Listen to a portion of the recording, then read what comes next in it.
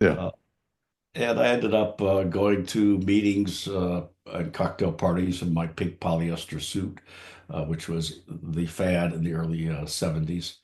And met a fellow by the name of William S. Magruder, who was the head of the Department of Transportation's Supersonic Transport Committee. Mm.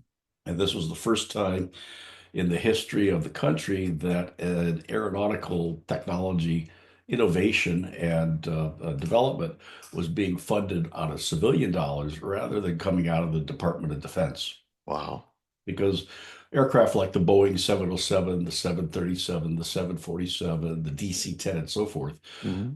used engines that were developed by DoD, used airframes and so forth from DoD aircraft development. And Bill was also a test pilot. He was the chief test pilot on the B-52 Ooh. and plus 130 some other helicopters and airplanes. And on the first test flight of the B-52, he took off from, I think it was Edwards Air Force Base in Southern California Hmm. and flew it back to the Boeing factory in Seattle and landed gear up, which usually resorts in a court martial, and they kick you out of the Air Force.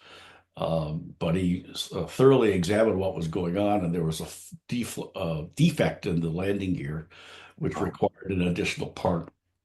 So he designed a part to go into the B-52 so it wouldn't land gear up. Unbeknownst to the pilot, he apparently had a gear down notice and didn't know that the gear was still not deployed. Wow. And it's the only part in the U.S. Air Force inventory called the Magruder in his honor.